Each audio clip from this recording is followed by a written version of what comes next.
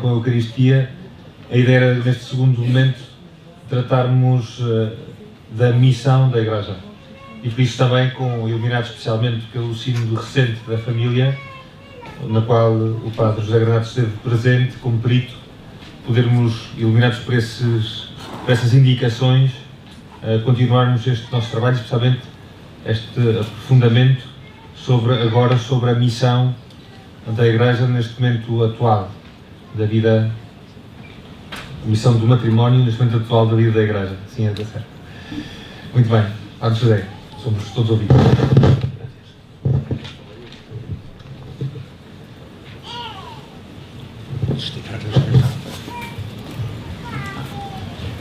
Terminó el sínodo de la familia.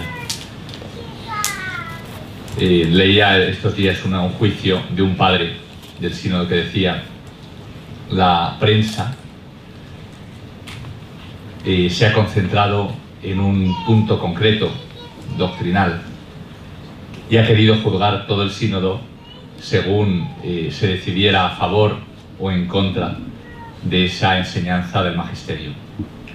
Y luego decía: este modo de ver el sínodo de la familia es tremendamente reductivo y nos impide mirar al todo de lo que ha sido el sínodo, que ha sido mucho más grande.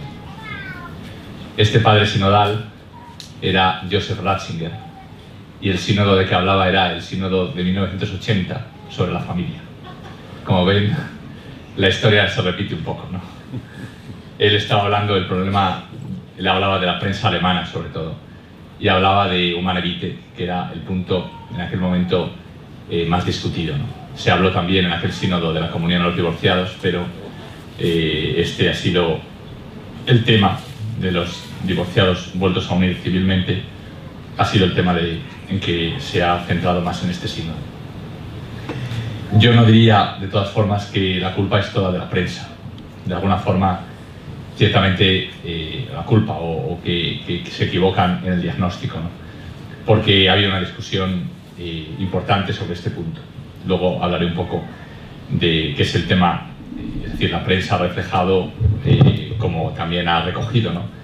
Muchos obispos, cardenales que han dado su opinión sobre este punto ya desde hace 2 años, ¿no? Empezando por el conocido cardenal Casper, que fue el que hizo la propuesta en primer lugar, y luego otros, ¿no? Y ha habido realmente un debate en estos 2 años muy intenso sobre este tema. Luego les daré mi opinión de lo que ha sido también la palabra del sínodo, ¿no? A la espera de que el Santo Padre escriba la exhortación apostólica post-sinodal. Pero creo que sí que es cierto que no basta concentrarse en este punto. Me parece que el punto de la comunión a los divorciados es importante. No es importante pastoralmente, porque creo que pastoralmente, quiero decir, no es importante, no es ciertamente el central. Pastoralmente el problema número 1 es que la gente no se quiere casar. Precisamente no es tanto que los divorciados vuelvan a casarse, que hay casos y muchos, pero mirando al futuro y mirando las tendencias, es más bien que disminuye el número de matrimonios, en primer lugar, ¿no? Entonces creo que pastoralmente no es el central, pero me parece que doctrinalmente y como mirada de conjunto a lo que es la pastoral familiar de la Iglesia es un punto importante. Les he hablado antes de la relación entre la Eucaristía y el matrimonio.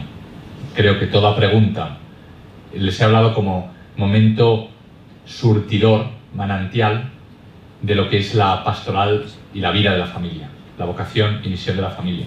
Por tanto, tocar ese punto, es decir, tocar el punto donde la Eucaristía entronca con la familia, con el matrimonio, es ciertamente tocar un elemento de donde surge, de donde nace todo el enfoque de la Iglesia sobre la familia. Por eso ya vemos que no puede ser un punto accesorio, es importante. Pero para entender ese punto hay que situarlo en la visión total, que es lo que ha querido el Papa, del sínodo. Cómo él ha querido mirar a todos estos 2 años de sínodo, como habrán oído, significa etimológicamente caminar juntos. Sin es con en griego, ¿no? Con y odos, camino. Camino común. El sínodo, el Papa lo ha repetido muchas veces, es un camino que hacemos juntos.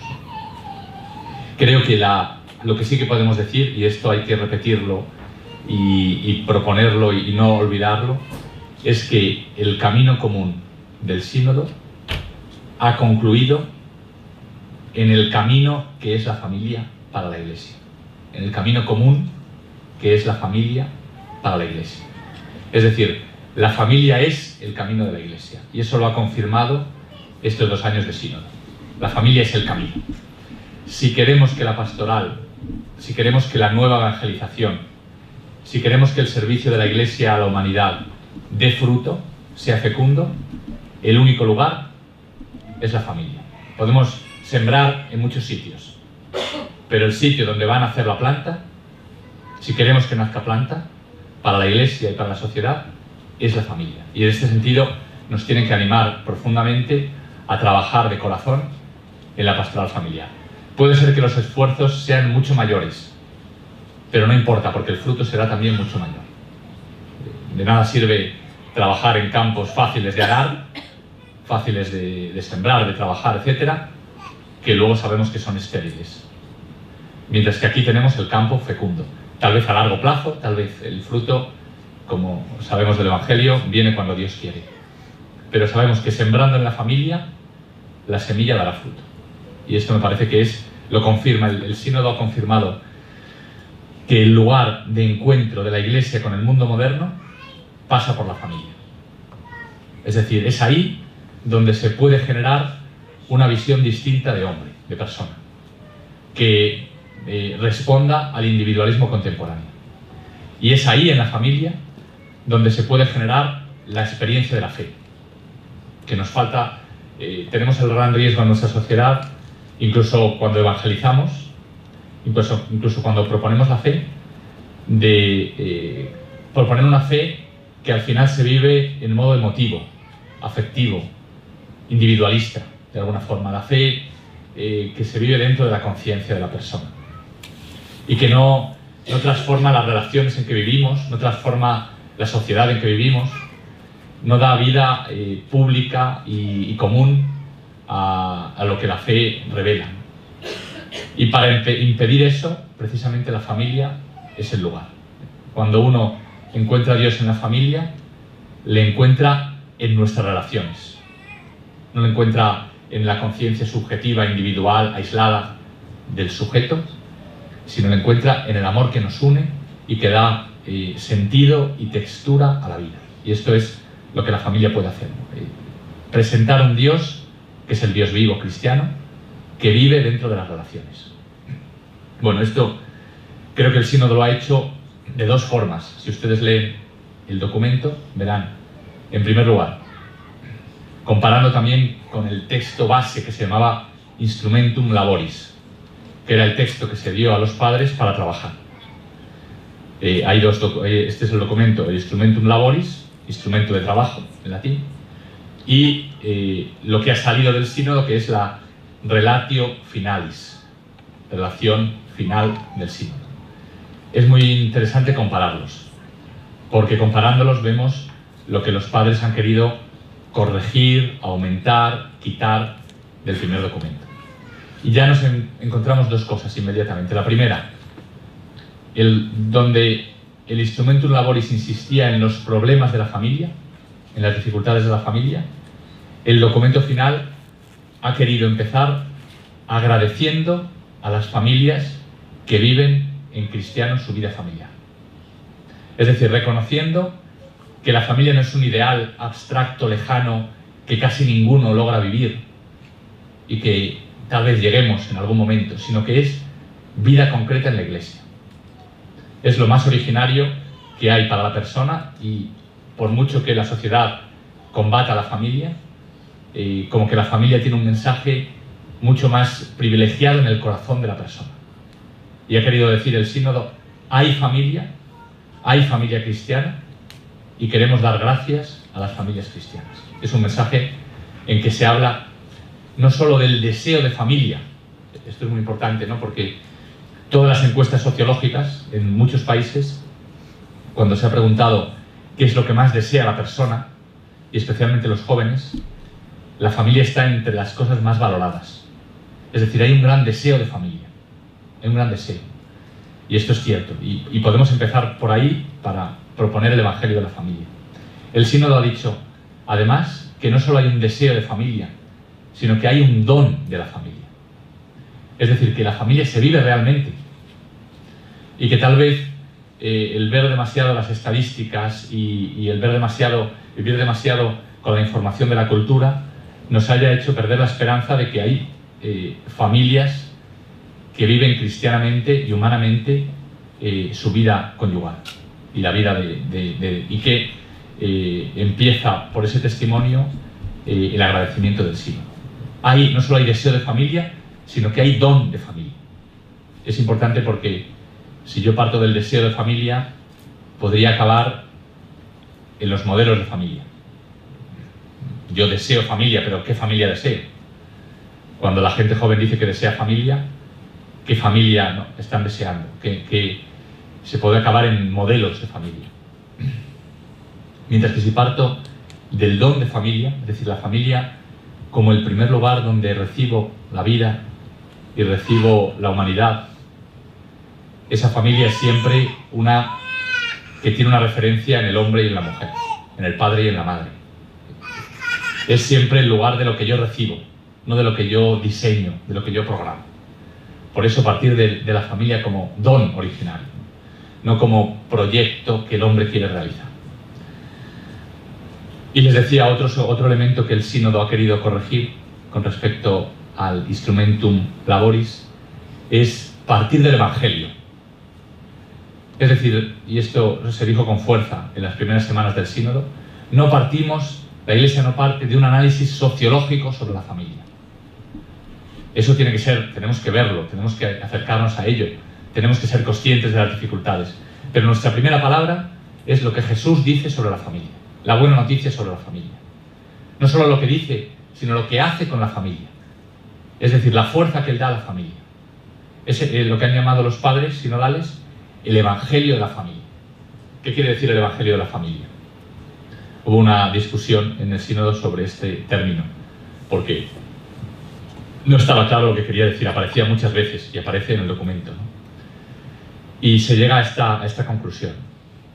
¿Qué quiere decir Evangelio de la familia?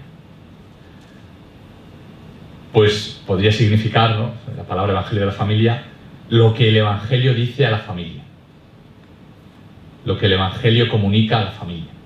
Es decir, el Evangelio nos dice cosas sobre la familia, nos anuncia cómo está llamada a ser la familia. Bueno, este es un primer sentido de la fórmula Evangelio de la familia, que es verdadero. Y en este sentido se podría hablar, por ejemplo, del Evangelio del trabajo, del Evangelio del ocio, del Evangelio del turismo también. El Evangelio ayuda a entender, ¿no? Es una expresión pues un poco amplia, diríamos, ¿no? Pero si vemos cómo usa esta expresión San Juan Pablo II y cómo la usa Benedicto XVI, vemos que quieren decir más. Ellos quieren decir no solo que el Evangelio dice cosas sobre la familia, sino que la familia misma es Evangelio, que es una buena noticia para la persona, que es la primera forma que el Evangelio toma en la vida del hombre y de la mujer. La primera forma del Evangelio. El que el matrimonio sea una unión para siempre entre el hombre y la mujer es una buena noticia para los hijos, que podrán construir su amor sobre roca, su vida sobre roca. Pensar que el niño es capaz de confiar en el futuro.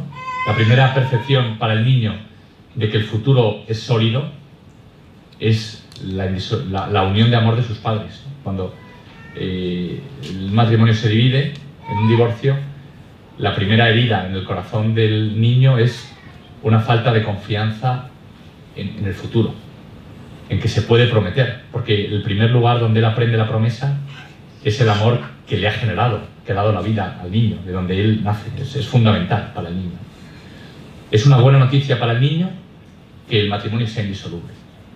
Es una buena noticia para los padres que su amor dure. Es una buena noticia para el niño que él haya nacido del amor, que es el primer evangelio, podríamos decir. El evangelio, y de hecho, si perdemos la familia, ya no somos capaces de comunicar el evangelio. Si no hubiera experiencias familiares, y cuando perdemos lo que significa la palabra hijo y la palabra padre, pues ya no podemos entender lo que significa la revelación de Dios Padre en su Hijo Jesucristo. Y así podríamos seguir. Es en la familia donde se nos da la primera gramática del Evangelio. Es decir, como la gramática del lenguaje del Evangelio. Bueno, este es el primer creo que la fuerza que tiene el sínodo, ¿no? ¿Qué más nos ha dicho el sínodo, no? Les quería comentar otras dos cosas y luego pues ya me callo. La primera parte de lo que quería decirles es los problemas concretos que el sínodo ha debatido. Quería decir algo sobre algunos problemas concretos y alguna luz que el sínodo ha dado. Problemas que se han debatido estos 2 últimos años y que ahora, pues al menos el sínodo no ha dado la palabra final, porque el documento del sínodo no es un texto del magisterio, no es magisterial, es una carta de los obispos al Papa. El sínodo no es un órgano de magisterio, es un órgano consultivo del Papa. Entonces el documento final es una carta que los obispos han querido, además, que en el título aparezca, carta dirigida al Papa Francisco. El Papa la ha querido publicar, y la conocemos todos, pero su valor como documento es una carta al Papa. Y ahora él tiene que pues, ver cómo responde a esa carta. Entonces no es un documento de magisterio. El magisterio es el obispo los obispos en comunión, el Papa, pero el sínodo como tal no. Es un órgano consultivo del Papa, es decir. Y bueno, pues en este decía primero los puntos discutidos y luego los horizontes que se abren. Voy a hablar de estas dos cosas. Puntos discutidos, horizontes abiertos. Los puntos discutidos, creo que eran 3. El primero es el acercamiento de la Iglesia a las personas que viven lejos de la vida del Evangelio. Concretamente, en situaciones familiares que contradicen las palabras del Señor en el Evangelio. Convivencia, se dice así, convivencias, no matrimoniales, ¿no? Uniones de hecho, divorciados que han establecido otra unión civil, matrimonios cristianos que se han unido solo en un matrimonio civil. Convivir pessoas. Cohabitación, sí. Cohabitación. Eso es. Sí. En español y en italiano dicen que decimos convivencia, pero es la misma idea. Es decir, ese es el primer punto discutido. ¿Por qué discutido? Había algunos teólogos, algunas propuestas en el deseo de acompañar a estas personas que viven alejados, justificar la situación en la que viven. Es decir, la Iglesia no puede condenar una cohabitación. Tiene que decir que no es una situación perfecta, pero que está en camino hacia el matrimonio. Y tiene que acompañar a esas personas que imperfectamente intentan ya vivir el modo, lo que pasa es que les faltan elementos para llegar a la perfección del sacramento. Este sería el planteamiento que en algún momento ha aparecido. En alguno de los documentos intermedios, algunas de las frases pueden dar lugar a esta impresión. Lo mismo habría que decir del matrimonio civil, etc. La Iglesia no debería decir que ahí hay algo negativo, sino ver qué elementos positivos hay y valorarlos. Se llegó a usar una expresión que se usa en teología para hablar de los elementos buenos que hay en la creación y que ya apuntan hacia Jesús, que es la expresión semillas del verbo. ¿Semillas? Sí, semillas del verbo, ¿no? Es decir, en la creación el verbo, Cristo, ha sembrado ya muchas cosas buenas, como el matrimonio natural, por ejemplo, que con el tiempo crecerán y llegarán, nos preparan para el Evangelio de Cristo, que es una gracia mucho mayor. Y se quería usar esta imagen para aplicarla a la cohabitación, a otras formas de unión no matrimonial. El documento final ha eliminado casi completamente este punto de vista, esta perspectiva. Ha eliminado la expresión semillas del verbo aplicada a estas realidades y ha propuesto otro camino de acercamiento. ¿Cuál es el problema? Que estas formas de unión no pueden ser camino hacia el matrimonio. No están en camino, al revés, como situaciones, no como la persona. La persona, en su corazón, Dios va obrando y puede ser que la vaya conduciendo por caminos que Él sabe.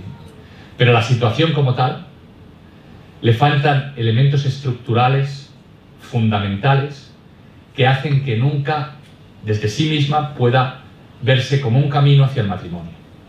Al revés, es un obstáculo. Y la Iglesia, como un buen médico, tiene que reconocer que hay una dificultad, un obstáculo, y decirle al paciente, este modo de vida no te lleva al matrimonio. No te lleva al matrimonio. Te está haciendo más difícil el poder luego establecer un matrimonio. Intentar, siempre, obviamente, con prudencia, con pedagogía, dando a la persona lo que puede entender y tratando de ayudarla, ¿no? Sin condenar, eso es cierto, ¿no? Pero a la vez sabiendo claramente que está viviendo un modo de vida que no es un camino, sino al revés, un obstáculo. Le faltan como un carro, un coche, una máquina, ¿no? que le faltara las ruedas. Pues no puede caminar. Sabemos por los estudios sociológicos, por ejemplo en la Universidad de Denver en Estados Unidos, es un tema que se ha estudiado sociológicamente, cómo las parejas que han estado cohabitando tienen más fragilidad cuando luego llegan al matrimonio. Es un hecho reconocido, ¿no? Luego se explica de distintas formas, ¿no?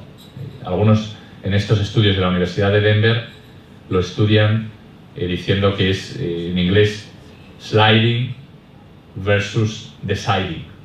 Es decir, cuando uno empieza una cohabitación, toma un compromiso que poco a poco, sin querer, casi le va llevando a un compromiso mayor y acaba casándose, pero sin nunca haber tomado una decisión verdadera. Sliding significa deslizarse, ¿no? Como que en muchos casos, no en todos, pero en muchos casos de cohabitación les ha llevado, y entonces el matrimonio resulta más frágil. Mientras que normalmente, pues en el caso en que no se conviva antes, es más claro que se ha dado una decisión, ¿no?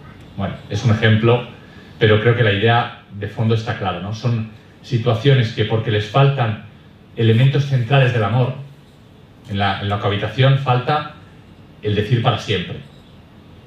No te estoy amando para siempre, no me atrevo a prometerte el futuro. Por tanto, si tengo hijos en esa situación, los trataré de evitar. Temo que venga un hijo. Y si viene, le estoy dando un hogar que es frágil, porque no hay un para siempre, no hay un compromiso de vida juntos.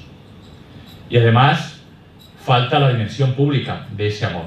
El matrimonio es para la sociedad. En una cohabitación todo esto no existe. Entonces, no puede ser un camino hacia el matrimonio. Hace daño al amor.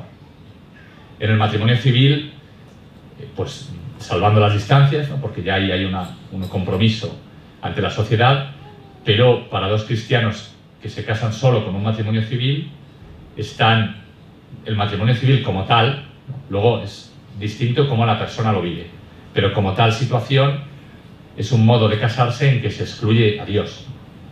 El matrimonio civil nace en la Revolución Francesa precisamente en contraste con el matrimonio religioso, para decir que es un matrimonio regulado por la sociedad. Por eso, pues en la mayoría de las legislaciones favorece el divorcio de una forma muy rápida. Es decir, le falta a esa forma de amor elementos clave que son del matrimonio. No se puede, para crecer hay que conservar la misma estructura. Un niño crece y se convierte en adulto porque todos los elementos del adulto están ya en el niño. Pero un matrimonio civil, una convivencia, para convertirse en matrimonio, tiene de alguna forma que morir, tiene que convertirse, diríamos. La palabra es conversión. No basta acompañar como gradualmente, hay que llevar a la persona que entienda que hace falta una conversión de vida. Y esta palabra se evitaba un poco en el primer documento, mientras que en el segundo, final del sínodo, ¿cuál es la vía que se propone? El documento señala el diálogo de Jesús con la mujer samaritana. Jesús se acerca a la samaritana y ciertamente no la condena. Es un diálogo a una persona que está alejada, que está viviendo en una situación familiar. 5 maridos has tenido y el que ahora tienes no es tu marido. Pero Jesús, ¿cómo empieza Jesús? No empieza alabando la situación en que la mujer se encuentra, no dialoga con la situación. Dialogar con la situación es propio de la ideología, que quiere justificar una situación para, en este caso, contradecir a la familia auténtica. No dialoga con la situación, dialoga con el deseo de amor que hay en el corazón de esta persona. Dame de beber.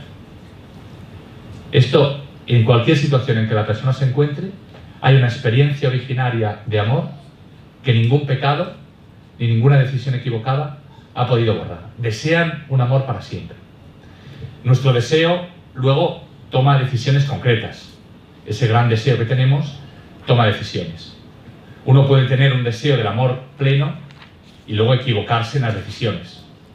Las decisiones nunca agotan ese gran deseo. Por eso se puede afirmar que el deseo es bueno, pero que te has equivocado en esta decisión. Y Jesús se lo dice a la mujer: el que ahora tienes no es tu marido. La decisión que has tomado y el estado de vida en que vives es negativo. El deseo que hay en tu corazón es bueno. Voy a acompañar ese deseo para que permita convertir tu decisión, cambiar de vida y vivir el deseo en plenitud. Esa es la vía misericordiosa del buen médico que quiere buscar lo bueno en el corazón, lo que Dios ha sembrado, y hacer que eso germine. Pero con la claridad del médico que puede hacer un diagnóstico sobre lo que está haciendo daño a esta persona. Este es el primer punto en que el documento del sínodo ha arrojado luz. El segundo es la relación entre el amor y la apertura a la vida, la procreación. Es decir, el modo en que ha confirmado Humane Vitae, la encíclica Humane Vitae. Si leen el Instrumentum Laboris, el texto que hablaba de la relación entre el amor y la vida era un poco ambiguo. Decía que los esposos tienen que mirar por un lado a su conciencia y por otro lado a la ley de la Iglesia, que está formulada en Humane Vitae, que dice que en un acto conyugal en el que se excluye voluntariamente la apertura a la vida, es un acto que daña al amor y que es intrínsecamente malo. Humane Vitae 14. El documento anterior al sínodo decía que había que mirar a la conciencia, había que mirar a la ley, que eran como dos polos, y luego había que buscar pues un modo de conciliar la conciencia y la ley. Porque si nos fijamos solo en la ley, nos oprime; si nos fijamos solo en la conciencia, es demasiado subjetivo. Tenemos que ponerlas juntas. Y por tanto, decía, en momentos de dificultad, con la ayuda de un padre espiritual, los esposos encontrarán la solución más humanizante. ¿Por qué era problemático o ambiguo este texto? Porque la ley de la Iglesia, la ley de Dios, que la Iglesia nos recuerda en Humane Vitae, es siempre la ley humanizante. No se puede tomar una decisión contraria a la ley, sobre todo cuando se trata de un acto intrínsecamente malo, que sea humanizante. Es la ley de Dios porque es la ley de la verdad del amor. Separar, es lo que dice la encíclica Humane Vitae, ¿no? Separar intencionadamente, con un acto de los esposos, las dimensiones unitiva y procreativa daña no solo a la vida, a la transmisión de la vida, a la fecundidad, sino que daña también al amor. Bueno, era un planteamiento que no era adecuado, porque en la visión cristiana, como nos ha enseñado Juan Pablo II en su encíclica Veritatis Splendor, la conciencia y la ley no son dos polos que hay que conciliar. Sería mejor decir, la ley es la luz y la conciencia es el ojo. Esta forma nos ayuda más, el ojo, ¿no? Bueno, la ley es como la luz y la conciencia. Entonces ahí no son dos polos que se podrían oponer, no. Trabajan juntos. La ley es una luz de Dios para el hombre. La conciencia ahora tiene que abrirse a esa luz y es el lugar donde esa luz de Dios yo la puedo recibir, aprender a verla, abrir el ojo, curarlo si está enfermo y de esta forma poder ver. La ley y la conciencia van siempre unidas. El documento final del sínodo es el número 63 del documento final, si quieren leerlo, cambia precisamente esta visión y reafirma con claridad que la conciencia cumple, precisamente, es plenamente humana cuando se abre a la ley de Dios y escucha la ley de Dios. No puede haber un conflicto entre la ley de Dios y la conciencia, porque la ley de Dios es la verdad sobre el hombre y sobre el amor. Entonces, en este sentido, creo que el sínodo ha confirmado de una forma radical la relación, lo que la encíclica profética de Humane Vitae enseñaba. Es una encíclica que, ante el mundo de la revolución sexual, que empezó precisamente separando la sexualidad y la vida, es, podríamos decir, un escándalo para nuestro tiempo. Pero precisamente cuando uno hace el esfuerzo de entenderla y de vivirla, los frutos de bondad, ¿no?, y como ha tratado de explicar Juan Pablo II en sus catequesis sobre el amor humano, son frutos no solo de apertura de la familia a la vida, sino de fortaleza para el amor conyugal. El Papa Francisco más de una vez ha alabado el valor de Pablo VI al declarar esta encíclica que Francisco ha dicho que es una encíclica profética. El tercer y último punto que les decía delicado es el de la comunión a los divorciados. Les decía que es delicado. Creo que aquí ha habido una coincidencia en el sínodo en querer acercarse a las personas que, habiéndose divorciado, han contraído una nueva unión civil. Quiere acercarse a ellas y ayudarlas para que puedan incorporarse más plenamente a la Iglesia. Les dice que son hijos de Dios, miembros de la Iglesia, que están llamados a participar en su vida, en sus obras de misericordia, en su misión. El problema aquí es precisamente lo que es la plena incorporación en la Iglesia, que es el poder recibir la comunión.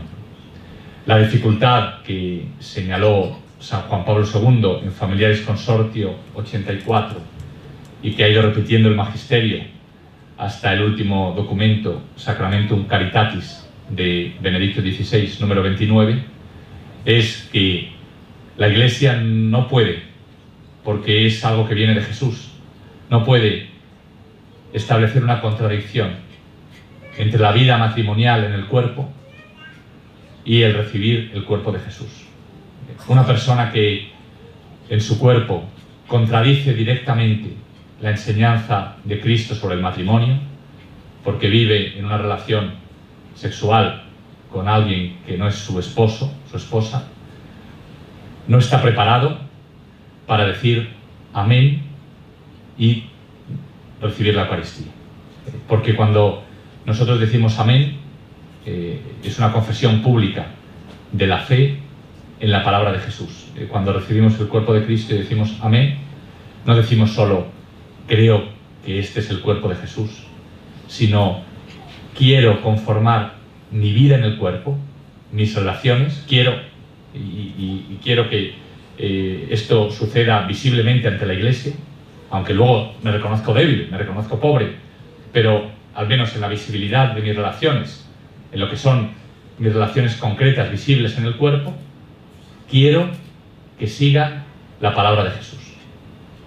Cuando una persona no puede decir eso porque quiere seguir en una relación contraria a estas palabras, tal vez porque no tiene fuerza, eso ya la Iglesia no quiere condenar, ¿no?, ni juzgar, pero visiblemente, como testimonio de fe, sería lo que Santo Tomás de Aquino llamaba una contradicción en los signos sacramentales. Es una especie de contradicción en la fe. La Iglesia no puede contradecirse en los signos sacramentales, porque sería contradecir su fe. Entonces, por eso, muchos padres, y durante, pues como ha seguido, ¿no?, en la prensa, han dicho repetidas veces que aquí hay un punto que la Iglesia no puede, porque es el lugar donde ella nace.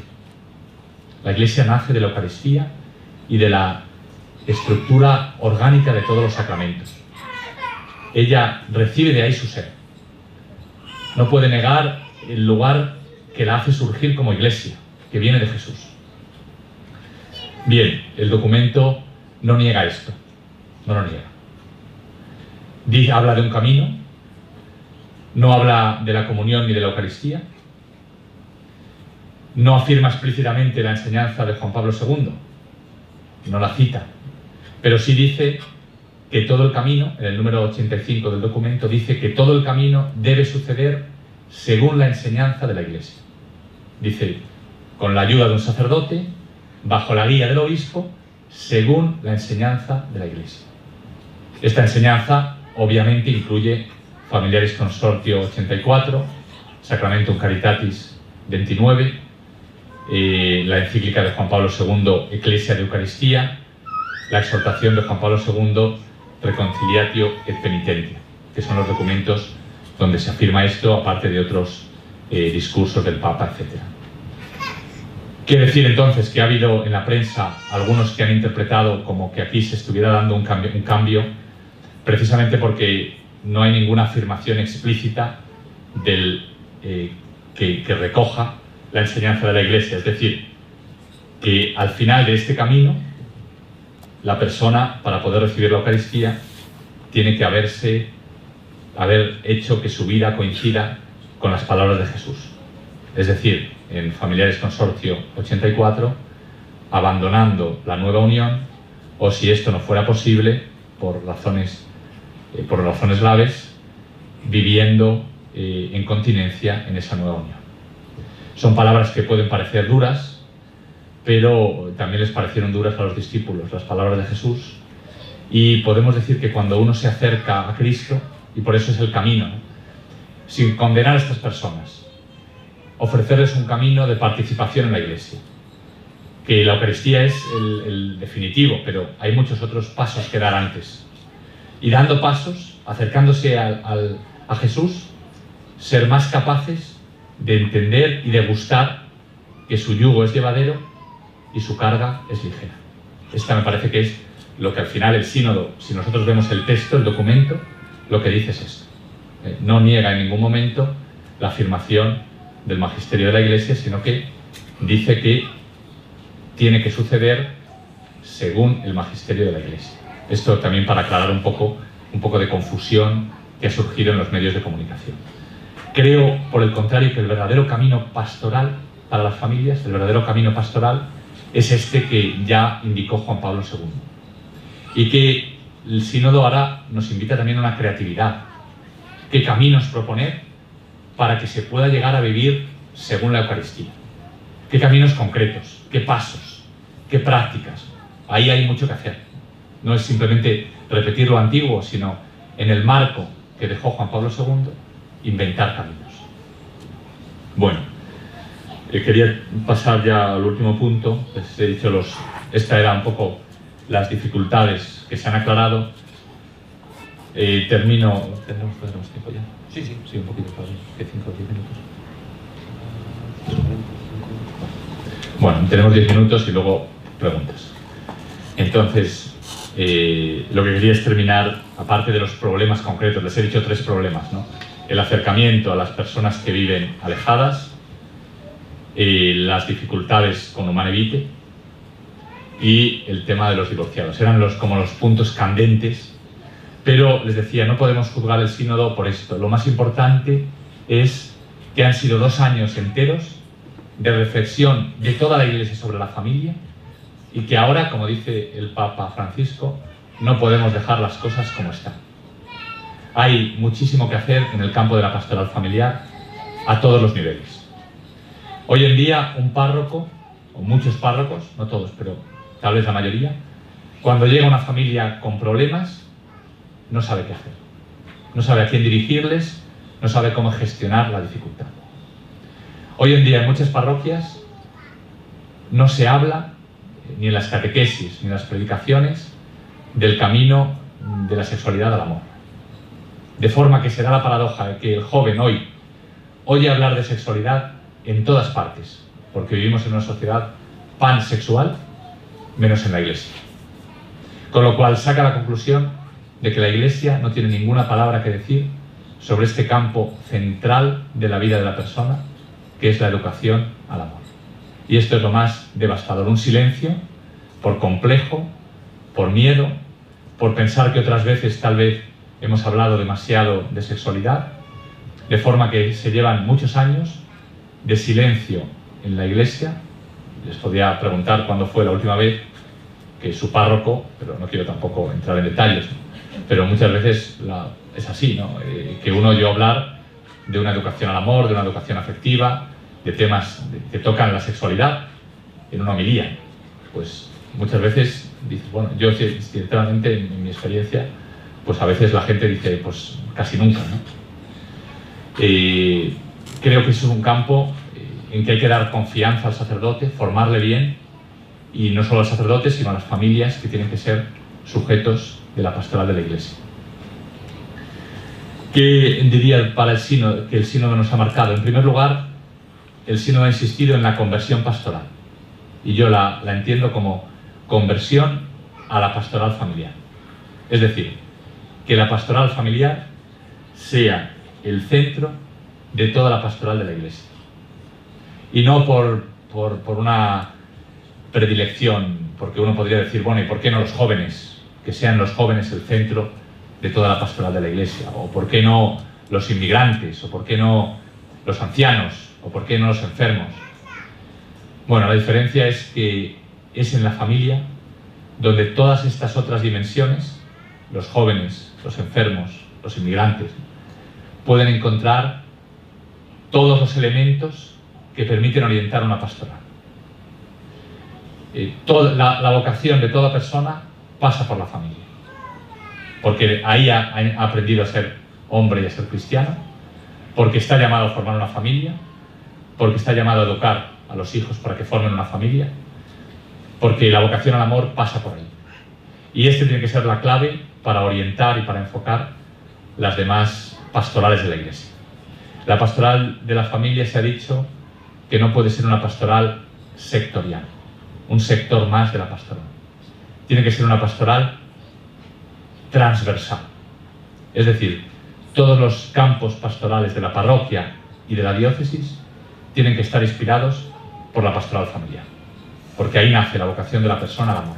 ¿Qué pastoral juvenil podemos hacer si no enseñamos al joven, el momento de la juventud, que es el momento donde se entiende, se escucha la vocación, la historia de Samuel, y donde se responde con generosidad a esa llamada?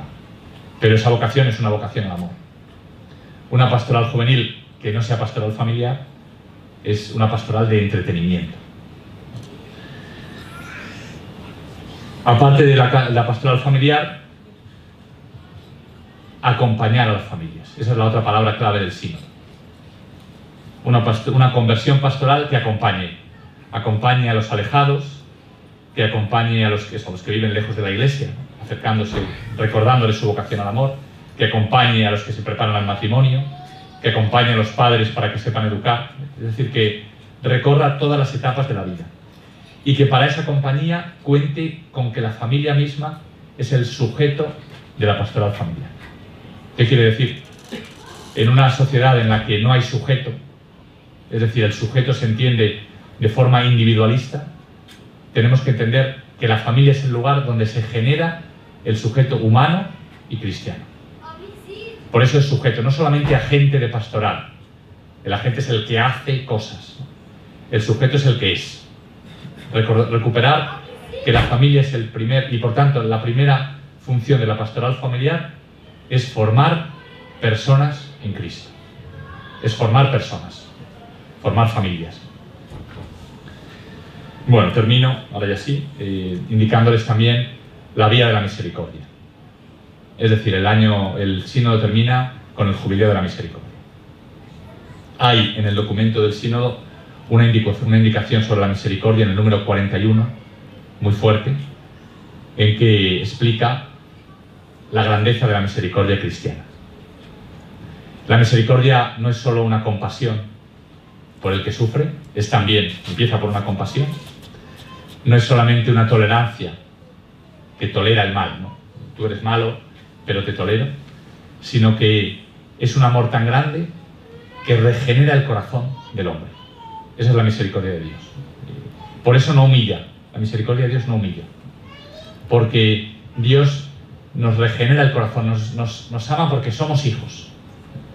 Entonces, el recuperar, como hace el número 41, esta visión grande de la misericordia, cuya meta última es la conversión de la persona hacia Cristo. Aquí me parece que está, termino con esta frase, ¿no?, que creo que recoge, recordar en todo el jubileo de la misericordia, la familia es la primera misericordia de Dios con el hombre.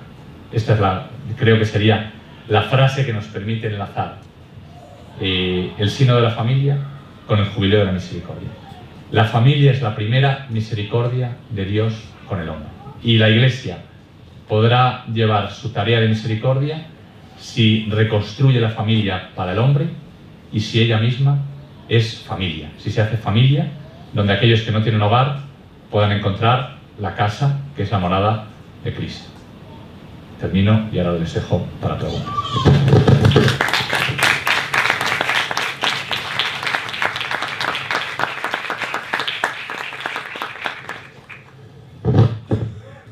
Então vale a pena fazer as últimas perguntas. Ainda temos cerca de 15 minutos para o fazer, por isso mãos no ar e podem perguntar, por favor. Força. Queria perguntar também um pouco da mesma forma em que houve opções de linguagem novas ou mais específicas. Gostava de saber que tipo de opções ou que novos entendimentos é que terá havido no sino sobre a questão da homossexualidade. De que novas direções ou que opções sobre a linguagem, sobre o modo de abordar é que foram tomadas.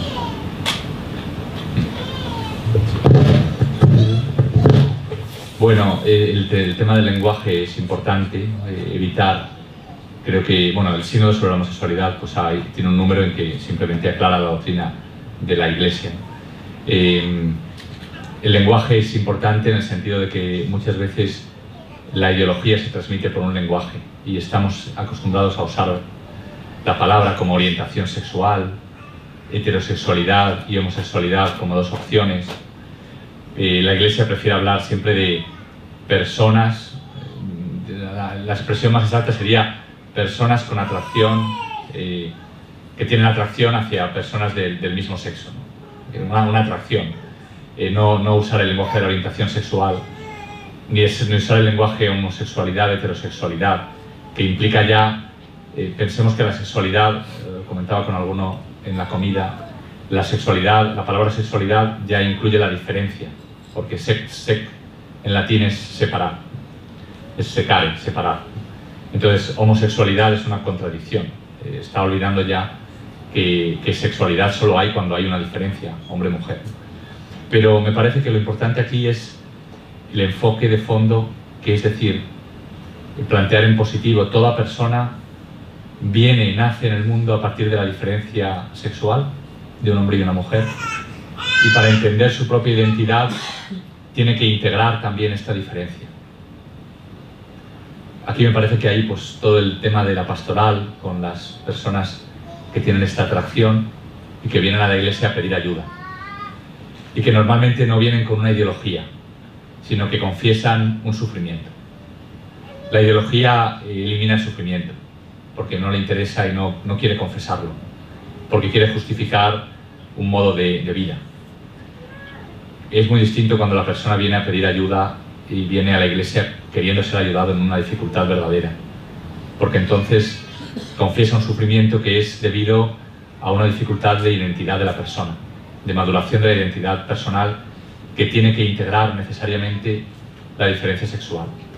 Y aquí creo que si el pastor, ¿no?, y la ayuda de la iglesia, pues puede ser de gran ayuda, hacer un servicio de acompañamiento dentro de lo que es el horizonte cristiano de vida, como hay ya iniciativas en la iglesia que lo intentan y luchan por ello. Entender que es un problema de identidad y luego entender también que lo que es la distinción con el nivel de la discusión sobre las leyes públicas, que en muchos casos provienen de una privatización de la familia. Es decir, ya no entendemos que la familia sea un bien común, sino que es una opción privada. Y si es una opción privada, ¿por qué no permitir que dos homosexuales, ¿no?, como se dice, puedan tener un matrimonio? Al ser totalmente privado, se ha perdido ya la capacidad de argumentar que se trata del bien común. La familia es necesaria para el bien común. Nosotros no defendemos la familia entre el hombre y la mujer abierta a la vida solo porque somos creyentes. Evidentemente la fe lo confirma, pero lo hacemos porque queremos colaborar al bien común y desarrollar una forma de hacer mostrar que solo en la familia se genera un bien común único, un capital social irrenunciable. Es el único lugar donde una persona puede venir al mundo con dignidad y ser educada con dignidad, ¿no? Creo que ahí hay mucho que hacer. Entonces, en el plano de la ayuda a la persona concreta que viene, problema de identidad sexual en el que la iglesia puede acompañar, identidad personal, y en el plano de las políticas públicas, el volver a insistir en que la familia es un bien común y que el matrimonio entre el hombre y la mujer abierto a la vida es una contribución única al bien común y por eso tiene derecho a ser protegido de forma única. Tenemos todavía, en muchos países, yo pues tengo la experiencia de España en que se ha perdido esta concepción y se habla ya del matrimonio homosexual con derecho a adopción, etc. Pero al menos en la Declaración de los Derechos Humanos está claro que los derechos humanos afirman como un derecho la formación de una familia entre un hombre y una mujer. Es un derecho humano y no otro tipo de uniones. Es importante porque mientras los derechos humanos sean reconocidos y aceptados por los países, se puede afirmar que el matrimonio entre hombre y mujer es un derecho humano fundamental, reconocido como tal en la Carta de los Derechos Humanos, mientras otro tipo de uniones no lo son.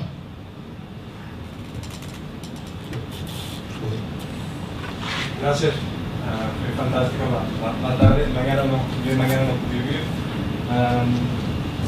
Há 3 días yo celebré más 20 años de matrimonio con mi mujer.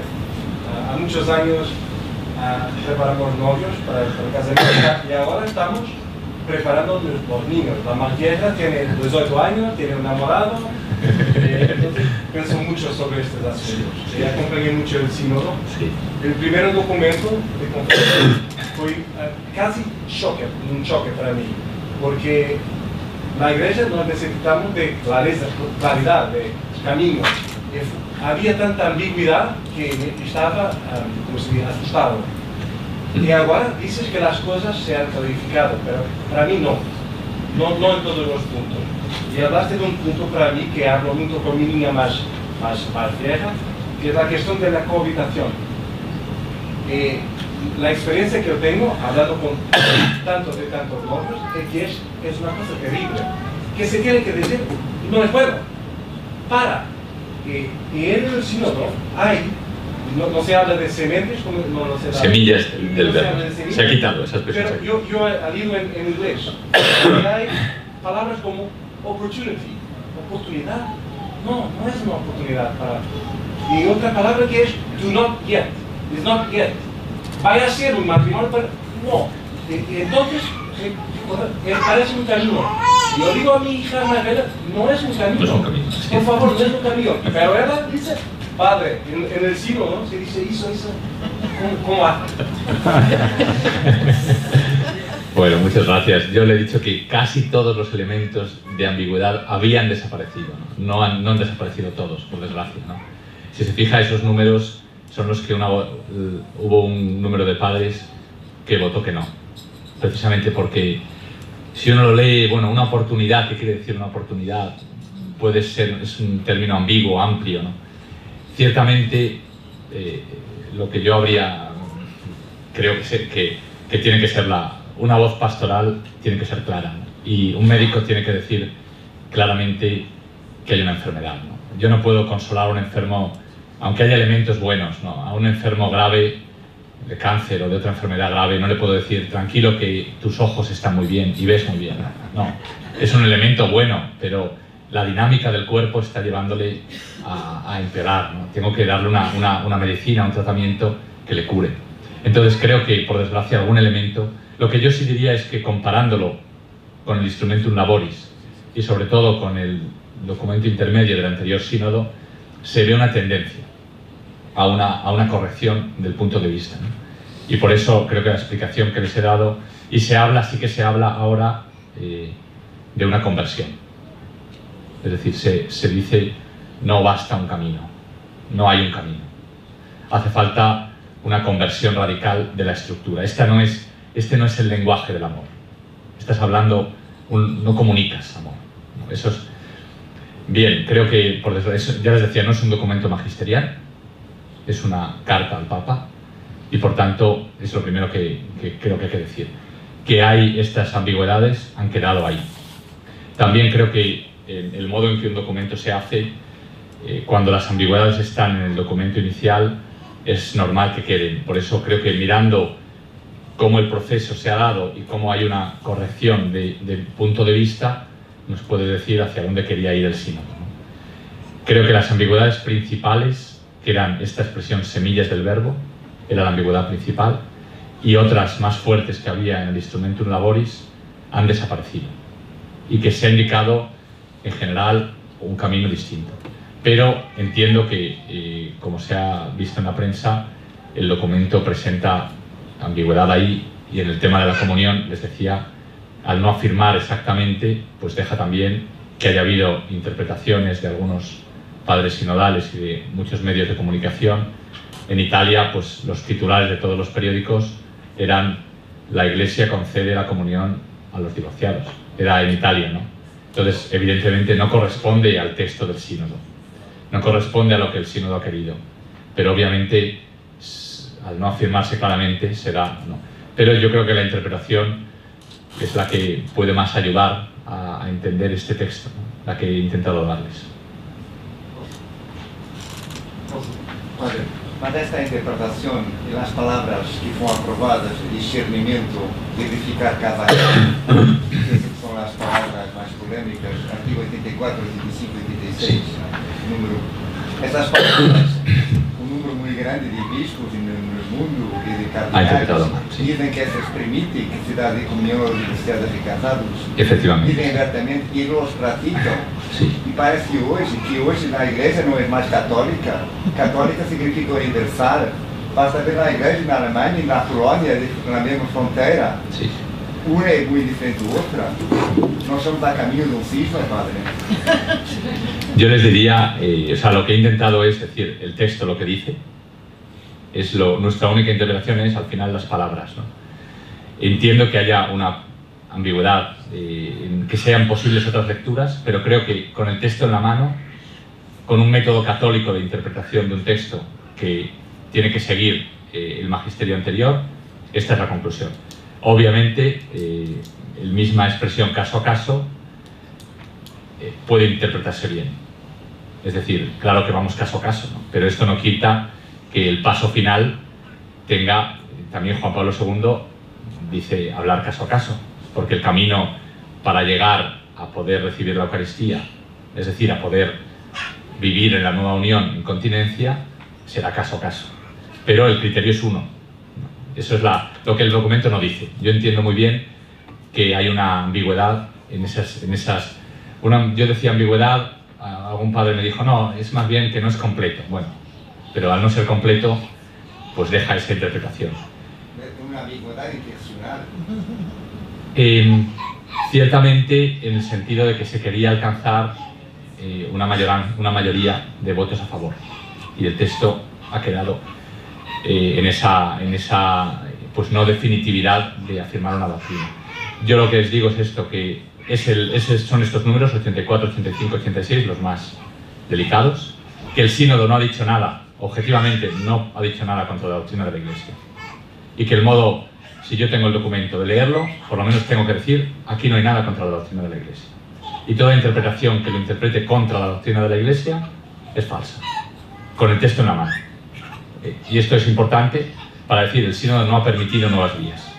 Creo que hay que hacer el esfuerzo de interpretarlo así. Me parece que es necesario, ¿no? Porque es importante decirlo, el sínodo no lo ha dicho. Si lo hubiese querido decir que era posible la comunión, lo habría dicho, no lo ha dicho. Entonces me parece que es al menos reconocer esto, ¿no? Y luego pues esperar y rezar y confiar y trabajar sabiendo que está ahí un punto muy importante en juego, porque lo que está en juego es precisamente la fidelidad de la Iglesia a las palabras de Jesús y por tanto confiar en que el Espíritu Santo, si quieren leer un sermón del cardenal Newman que puede ayudarles en estos tiempos, que a lo mejor de confusión en la prensa, etcétera, ¿no? Newman tiene lo que se llama el biglietto speech, no sé si lo conocen. Se llama biglietto, en italiano biglietto es billete, ¿no? Cuando a Newman le dieron el billete, la carta, donde le nombraban cardenal, él hizo un discurso que se llama, como era el biglietto, pues se llama el biglietto speech. Y el tema que el cardenal Newman aborda dice, la lucha del mundo contra la Iglesia.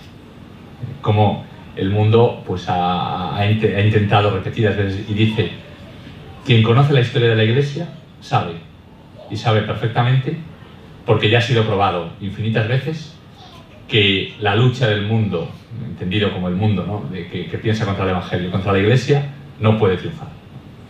Dice, ¿qué tenemos que hacer? Dice, la providencia al final se encarga, ¿no? de vencer ideologías o visiones contrarias a la enseñanza del Evangelio. Lo que no sabemos es cómo lo hará. Sabemos que siempre ha protegido la fe de la Iglesia. Lo que no sabemos es cómo. A veces lo ha hecho, el enemigo se transformaba en amigo, otras veces el enemigo desaparecía, otras veces sucedía algo que cambiaba totalmente el panorama. Dice, lo que nos queda es seguir trabajando en nuestro campo y contemplar admirados el nuevo modo en que la providencia protege a la Iglesia. Bueno, yo les digo, es un bonito discurso de Newman, que personalmente creo que es seguir trabajando en nuestro campo y seguir encomendando lo que les decía, pues de crear minorías creativas donde el Evangelio se viva en plenitud y con la confianza de que el Señor dirige a la Iglesia. Más no le puedo decir. Yo pienso que la solución es la teología del cuerpo de Juan Pablo II. Sí. Y usted ha citado en el sínodo. ¿Cuántos padres sinodales, bispos, cardeales conocen la teología del cuerpo? ¿Sabes dividir? ¿10%, 20%?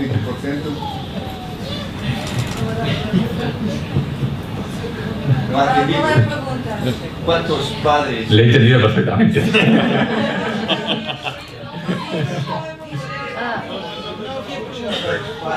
¿Cuántos padres sinodales cardeales que ya se dirigen el cuerpo? Yo le diría que tal vez más de lo que parece. Más de lo que parece. Más de lo que se puede luego... es decir, ciertamente hace falta. Diría demasiado pocos para lo que tendría que ser. Pero también más de lo que podríamos pensar, en el sentido de que muchos de los obispos que estaban allí venían con una gran preocupación por la pastoral familiar concreta y trabajaban en la pastoral familiar de sus diócesis y hablaban de la teología del cuerpo y la valoraban. Pero ciertamente hace falta un esfuerzo evangelizador muy grande. Más no le puedo decir. Gostaria de saber que será o próximo passo. Agora se espera documento magistral da Papa, não? Sim. Uma informação apostólica. Para quando será isso? Bueno, ahora se espera un texto del Papa. Normalmente el Papa toma tiempo. En el caso de Familiares Consortio tardó más o menos un año. Eso es lo que podíamos esperar. Si sale antes, pues podría salir antes. No sabemos cómo va a ser. Ya les digo que por eso me parecía importante, tenemos que dar una interpretación del sínodo, del texto del sínodo, que siga la hermenéutica de la continuidad, porque es la única hermenéutica católica. Ya lo dijo Benedicto XVI, no hay una hermenéutica de ruptura. El modo correcto de interpretarlo es ese. Y tenemos que insistir en que no hay ningún elemento explícito contrario a ninguna doctrina de la Iglesia. Y ahora el Papa es este texto el que ha recibido. Y él tendrá luego que prepararlo, pues consultando con las personas necesarias y preparar ese documento.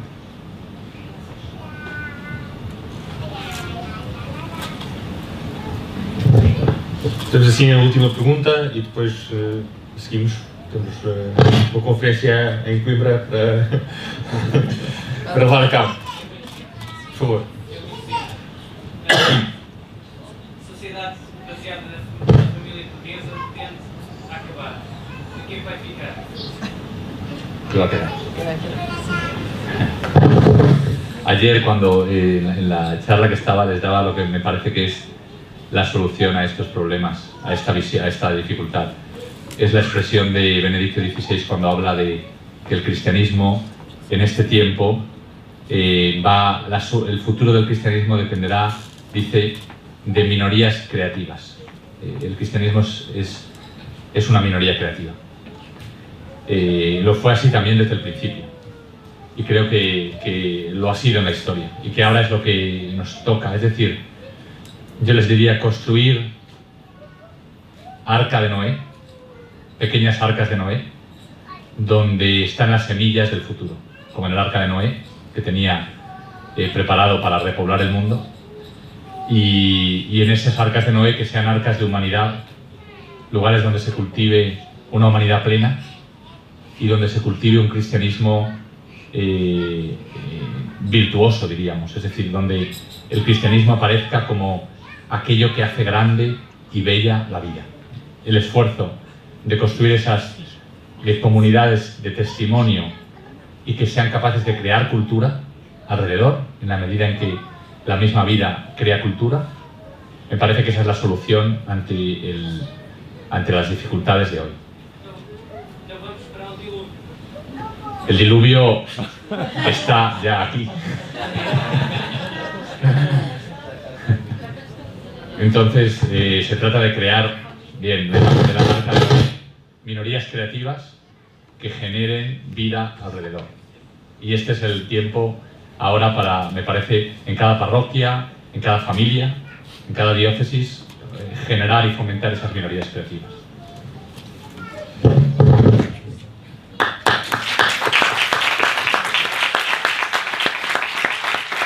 Agradecemos muito ao Padre José Granados ter vindo a Portugal e ter estado connosco aqui em Lisboa, quer ontem à noite numa sessão no Colégio de São Tomás, quer hoje neste dia de formação. Agradecemos muito e pedimos muito pelo Instituto, ficamos a rezar por ele, não só por aquilo que acontece desde já em Roma e tantos outros institutos, mas também naquilo que poderá vir a ser, queira Deus, no Instituto João Paulo II em Portugal. E por isso rezamos e depois de distribuir esta oração, peço que de pé rezemos para concluir esta sessão de formação.